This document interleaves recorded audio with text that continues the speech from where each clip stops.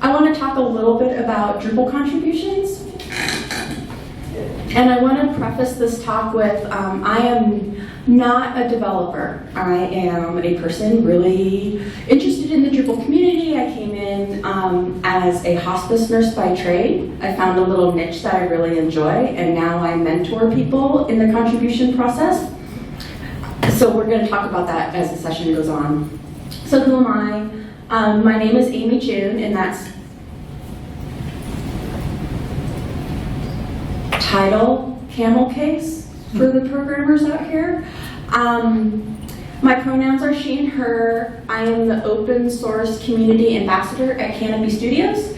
They sponsor my time, so they sponsor my time to give back to the community, which is a very spectacular thing. And what do? I help organize and market different events that I'm passionate about, and one of those is Drupal. So I help organizers that might need some space in, like maybe they want to run a contribution day and they haven't done that before, so I help organize that. Me and a couple of friends help organize and market Ally Talks. It's an online accessibility talk that we give up every month, and we talk about all things accessibility, not necessarily Drupal. And I mentor at all the camps, and I do about half WordPress, half Drupal, because in open source software, it kind of goes across the lines, right? Canopy Studio sponsors my time. We're an open source website doing strategy, design, and implementation. We're data-driven with intelligent solutions. We try to work and create open source websites that make an impact. And who are you? Who in here is a project manager? I got a little half wavy thing from a couple of people. Who here's in like marketing? Nobody? Okay. Who's a little half one? Who's a developer? Okay, well, you guys are welcome too. You know, but we're bloggers, we're marketers, we drive social media trends, we're everybody, right? Because everyone can contribute back to Drupal. You don't have to know code to contribute.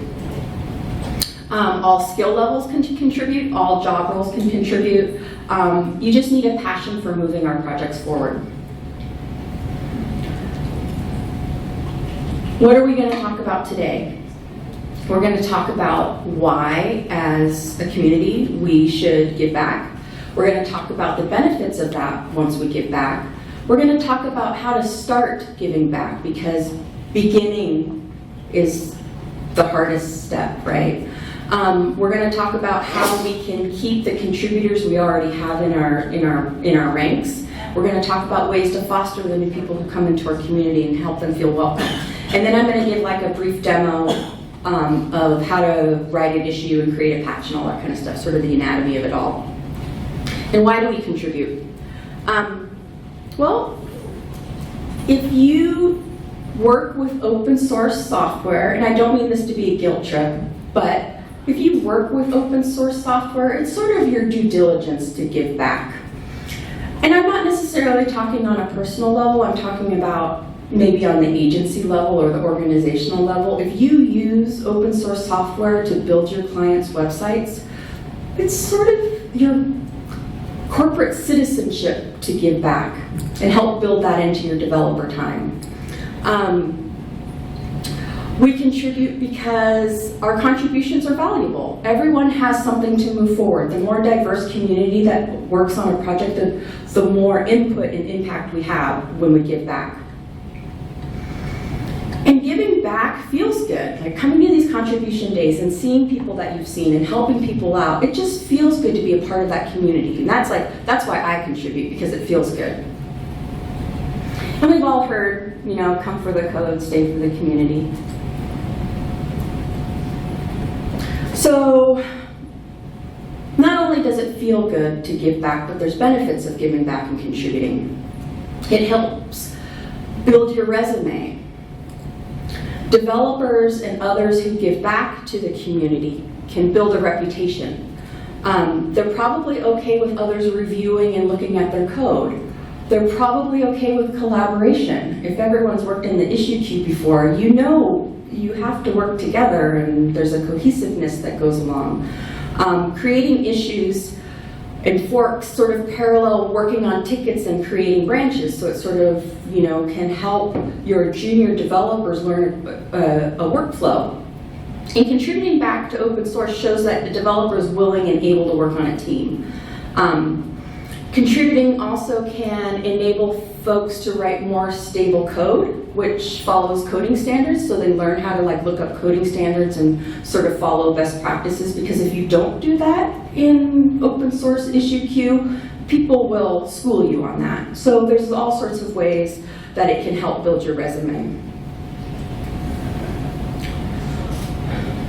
Why should Drupal shops give back?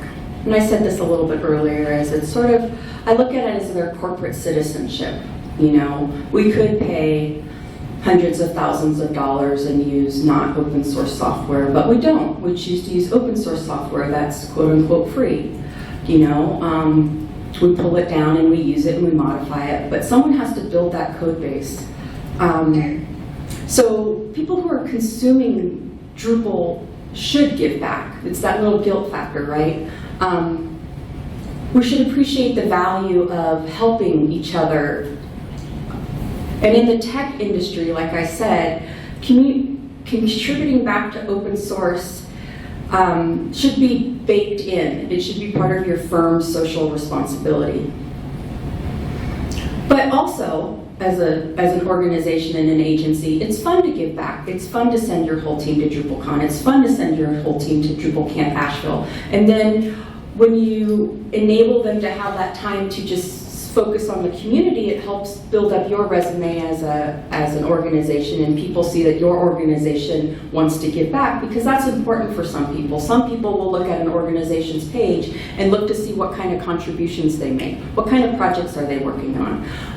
And that also reflects how much time they're giving their employees to give back.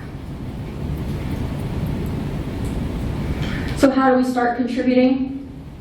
You know, everyone says, you know, just start with documentation, right? But I hear that, how am I supposed to help contribute back to documentation when I don't know what I'm doing? You're perfect. You're the perfect people to give back to documentation, because sometimes developers, the documentation is the last part of the project and it doesn't always get done. So as beginners and interns and junior developers come into our space, they want and almost rely on documentation to help them move forward. They want to be self-sufficient. They don't want to have to ask a senior developer for help. So the documentation is really important. And for contributing back, if you find a hole in documentation or a step that's missing, you're the perfect person to vet the readmes and the white papers and the intranets and things like that. Another way to give back, if you know something cool, share it at a camp or a meetup, right? You learn this one technique and I want to share it with the world. So that's another way to contribute that's not in the issue queue. You can help write the external documentation guides, you know, not the readmes themselves, but the links to the external documentation guides on Drupal.org, and you don't need to know code to do that. You can help with organize and volunteer at camps. You can help with translations. You can write themes and modules. Say you're doing client work and there's a feature request, you can give that back to the Drupal platform, because someone might appreciate that contribution. And you can help promote the platform with marketing. And then there's ways to contribute in the issue queue besides just writing patches. You can report an issue, you can update issues, you can write patches, you can provide feedback on patches, and you can test patches. There's a link on Drupal.org, you know, Drupal.org/contributor tasks, which gives a whole mountain of things that you can do in the issue queue. How do we keep the contributors we already have? So, I don't know how many people in here have been there, but there's the burnout that comes with open source software, because as much as we like our companies and agencies to have community time built in, many of us find our community time happening outside of our regular work hours. We go to camps on the weekends. We really want to get that meta tag issue fixed, and the project is due tomorrow. So a lot of us spend a lot of our extra time. So that leads to burnout. There's the work-life balance to think about. You know, Giving back to open source can sometimes be a privilege that some folks don't have, because we work those long hours. So sometimes people who have small children don't have that time to give back, and they get discouraged. And then there's the lack of employer incentives that come along. We want to be appreciated for our work, and sometimes, you're expected to do 35 hours of billable. Well, what time does that leave you to contribute back? So having those employer incentives helps fight that burnout. And a lot of people leave Drupal because of the huge learning curves between releases. We've been there, Drupal 6 to Drupal 7, Drupal 7 to Drupal 8. That was a huge learning curve, and we've lost developers. And so that's just one of the reasons why people leave, and it's hard. So how do we fight the burnout, right? Well, we find those folks who might be experiencing burnout, and we can all recognize that in folks, especially folks that we see from conference to conference. We can find them new roles. We can maybe boost them up and put them in more leadership roles. They can maintain projects, they can run initiatives, they can help with DrupalCon, like tag teams and things like that. So it's kind of switching their center to something else. Instead of actually working in the issue queue and giving back, mentor. Providing mentorship to new people is a great way, and it's such an empowering exercise that it helps fight that burnout. And then, of course, doing the workshops, sharing what you know, speaking at events, just sort of shifting up what you do a little bit. And how do we foster new contributors? Well, we mentor them. We mentor, right? We just don't let them go. We check up with them after we have a first-time contributor workshop. We check with them after we show them how to make a patch.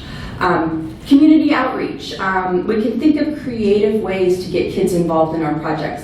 We can trick them into building D&D character apps, right? User permissions, building fields, all sorts of things. So we just have to take the time to make sure that we foster that new generation. Okay, so we're going to talk about the issue queue a little bit, because that's what we're here. We're giving back, we're working in the issue queue. This is Drupal's main way of code contributions. So the issue queue, there's a few different things you can do, and we kind of mentioned them, like reporting an issue, updating an issue, writing the patches, reviewing the patches, and testing the patches. So there's all different levels of engagement that you can have in the issue queue. But finding an issue can be the most challenging task. Have you ever gone into the issue queue and it's just like, what is it, 212,000 open issues right now? Which one do you pick, right? So,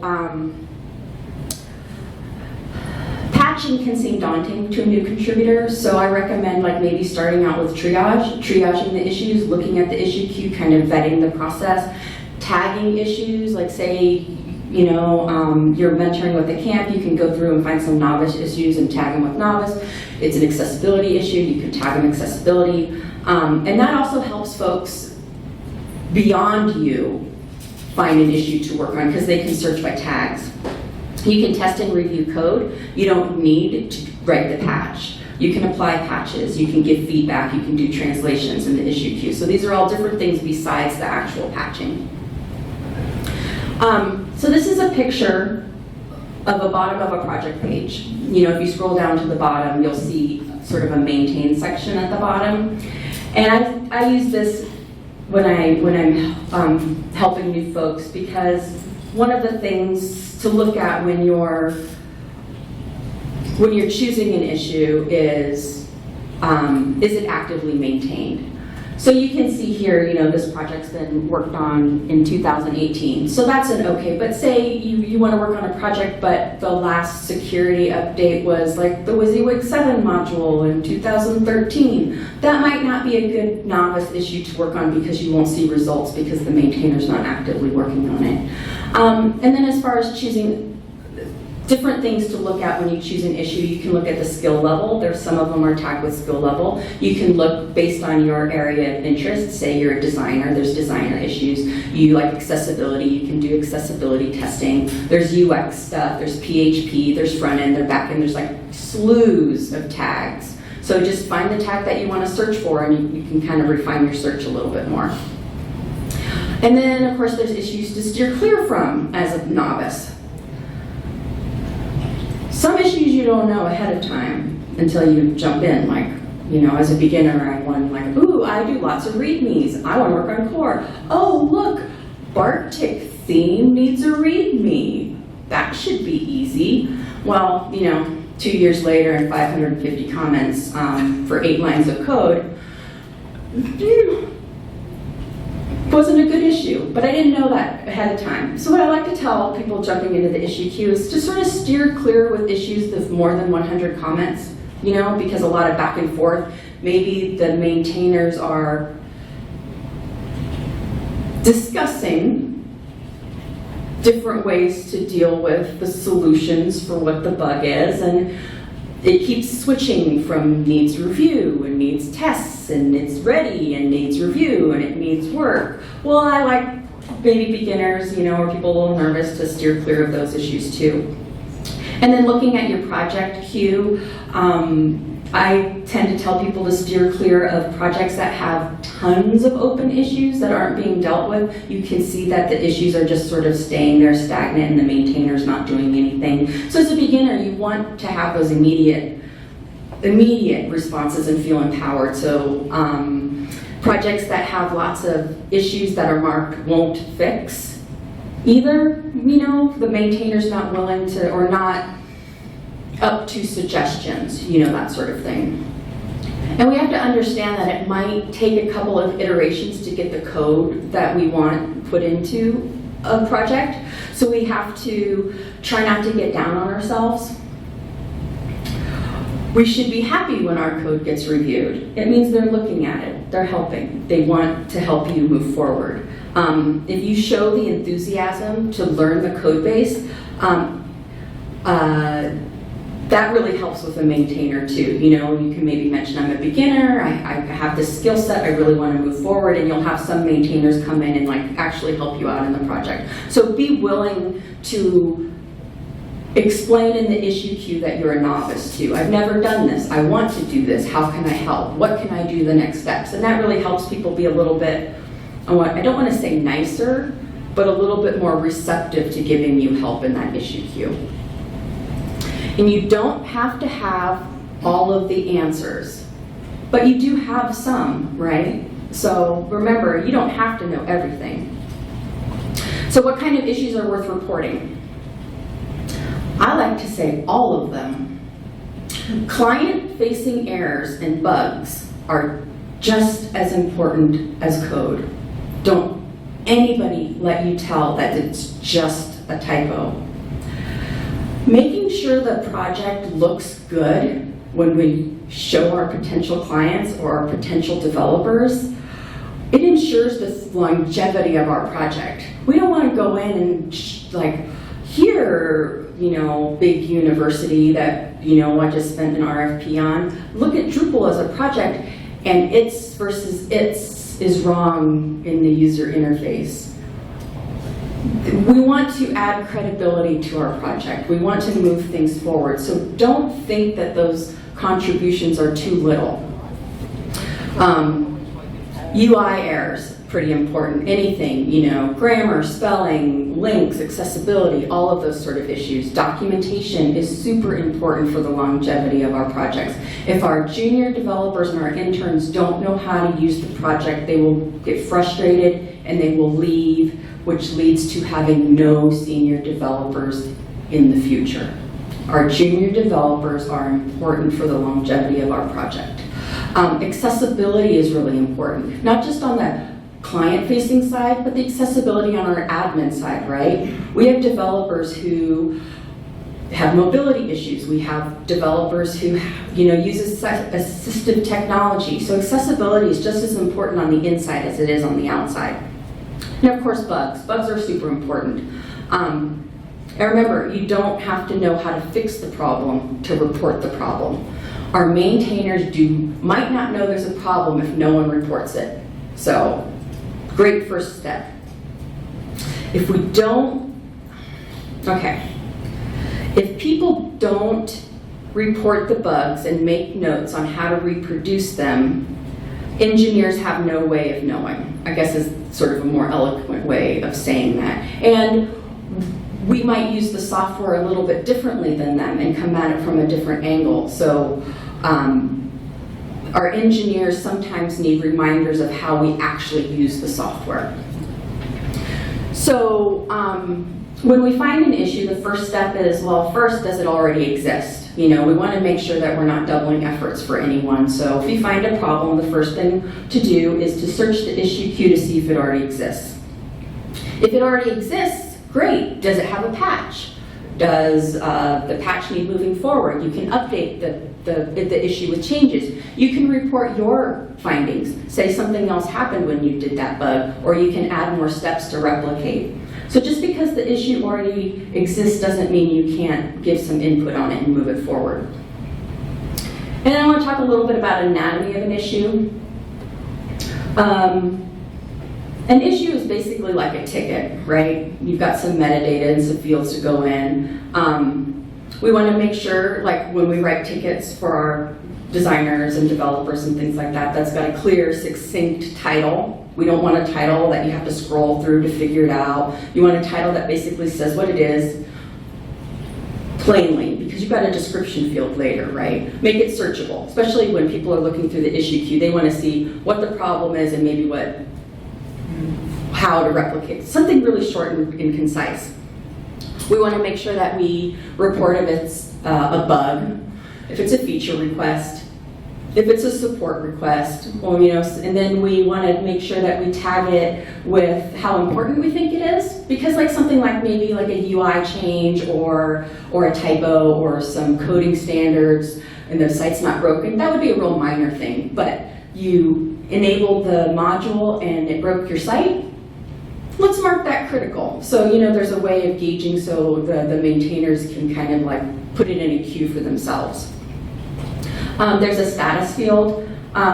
As the patch or as the issue moves along, we change the status. Does it need work? Does it need review? And then there's a lot of things that the maintainers can do in that field. We want to indicate what version of the project it is. Sometimes that's important because maybe the bug only happens in the 7.1 version. So if it's version specific, you know, indicate what that is. And we're going to look at this in a little bit anyway. You know, we're going to tag it if there's any tags like accessibility or for a camp or anything like that. Component can change depending on what the maintainers feel are important. So each contributed module will have different fields in there depending on what it is. So here's a picture of the metadata for the issue queue. So you can see like there's that category. This one's a bug report. They think it's major. Right now it looks like someone's already put up a patch, so it needs review. They indicated the version. The component, they put JavaScript.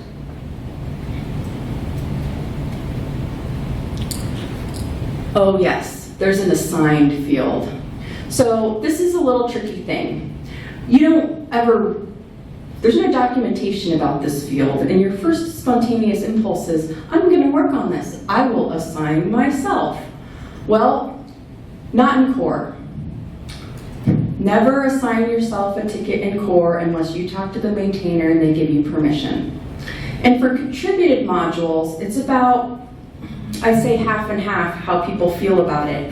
If I report an issue and I know I am going to write a patch in the next 15 minutes, I will assign myself. And I will write in a comment why I assigned myself. And then if I don't get that done, I'll write a comment and unassign myself. So that's sort of one of those things, like if you're like super committed and can do it, I would say go for it. But for the most part, you can leave it, because one of the things is we don't want to duplicate effort. So we do want to make sure that people know that we're actively working on something. But if you're not, you know, unassign. So that's sort of that metadata.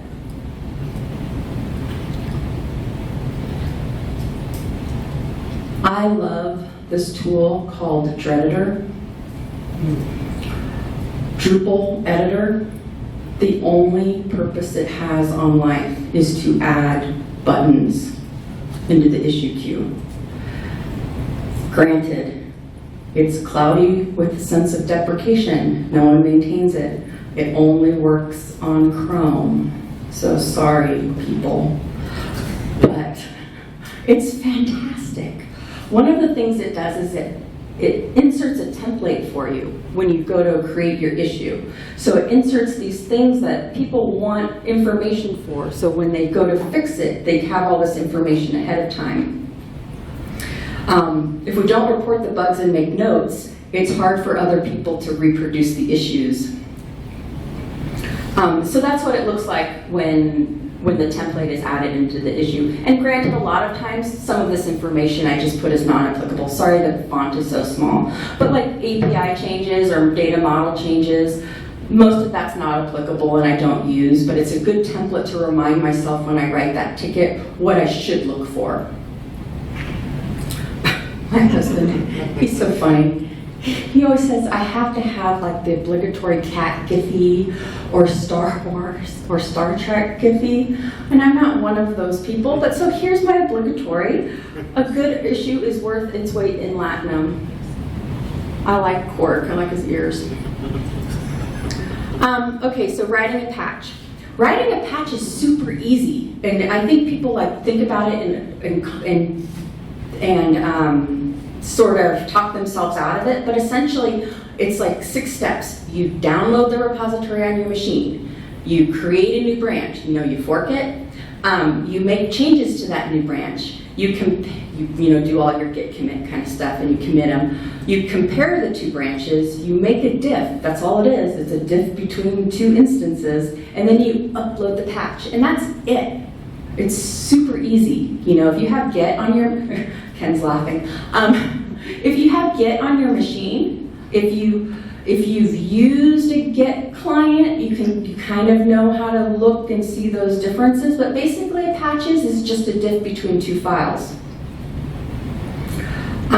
So reviewing an issue is a good first step for people. Maybe that creating a patch might be too daunting. Maybe you don't have Git installed the first time you want to contribute, So there's a couple of different ways that you can test patches. You can do it locally in your Git repository, and you don't need a local environment to know that a patch fails. You can just do it in your terminal and it spits out results, pass or fail.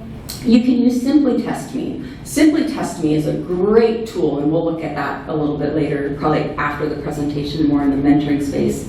And then after you test the patch, providing useful information, what you looked for, what you reviewed, attaching screenshots of results if there's UI changes. That can be important to validate that patch application, and then you can go ahead and you can update statuses too after you review. Like say it needs review, but you found like maybe there's a coding standard, or the patch didn't work because they formatted it wrong, and you can move that back to needs work. So, and that's a good first issue too, or first contact into the issue queue for people who might be nervous, is just changing those statuses, seeing if things pass and fail, and triaging and making sure they're relevant.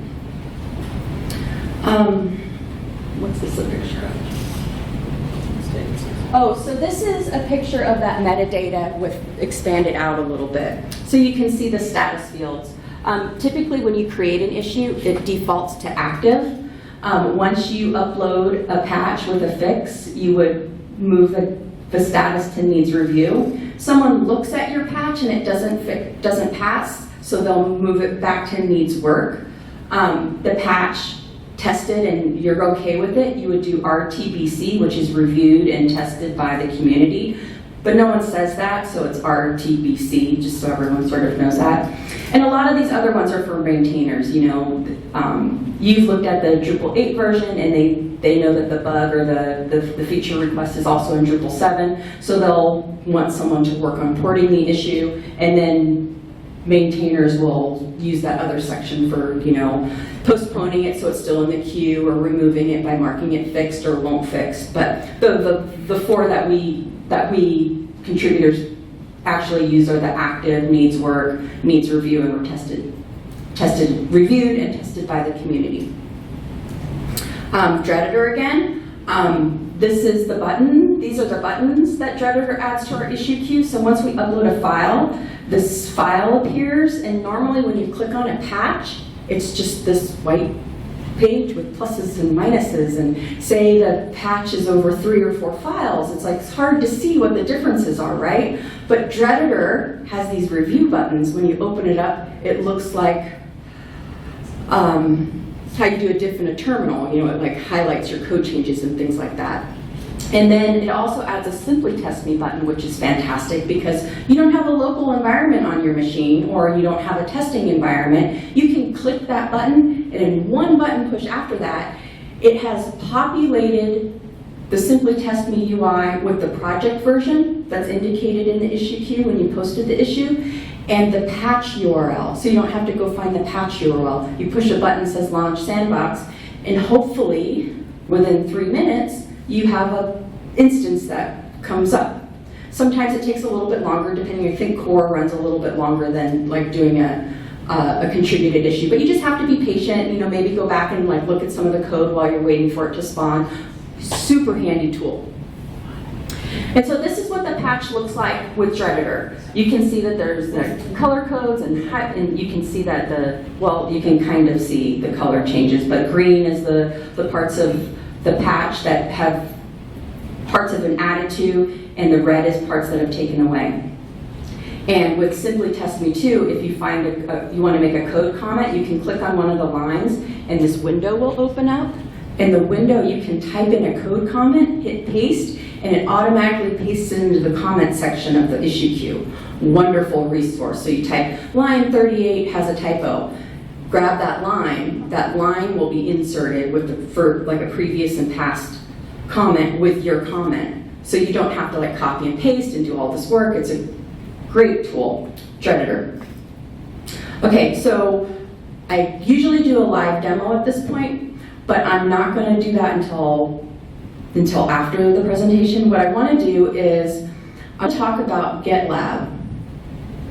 Do we all know what GetLab and the process we're having with GetLab is? Okay, so when we began the search for a new partner to help us modernize our workflow, we kind of set these goals as a community. First, we wanted to adopt a modern workflow that other people outside of our Drupal community use and love. But we also needed to preserve the unique features of our issue queue that helps us like with the collaborative stuff. We wanted to make sure that that multiple developers can continue to work on issues. We wanted to make sure that maintainers could still approve workflows. We wanted to make sure that long-standing issues where other collaborators have sort of dropped off can be easily worked on. And we wanted to leverage an expert partner, right? We use GitHub, but GitHub has its flaws, right? So GetLab is a little bit more modern, and it's a tool that other people outside of our community use. And we wanted to make sure we kept our tooling up to date because we do want as our open source tools evolve, we want to evolve with them, right? So moving our code collaboration tools to GetLab is a process. We've been working on it for a year now. It's going to be another year probably before we vet the process. We have moved all of our code onto GetLab, but the only people who can really leverage it right now are the maintainers of the projects. So we're still looking for people to help review and vet the collaboration process. We're hoping to do it earlier in the year, but there was a bug. So we're hoping by the time BadCap happens, or by the time DrupalCon Amsterdam happens, that we'll be able to have a tooling process that all of us can look at and evaluate and make decisions on before it becomes the process and procedure. But basically, there's access to merge request workflows that we're all used to. We're all used to pull requests versus patching. There's inline editing tools that GetLab provides.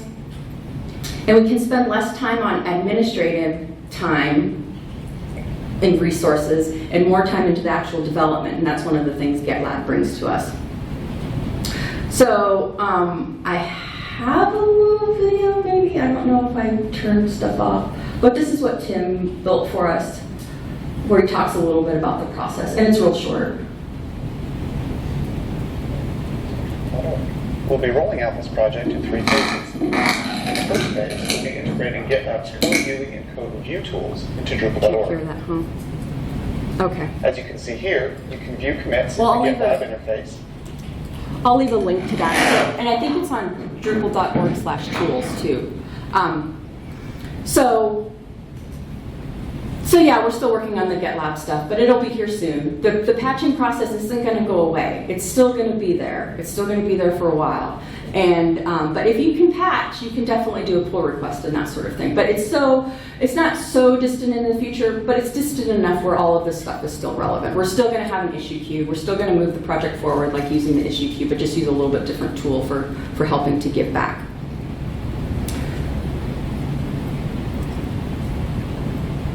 Any questions?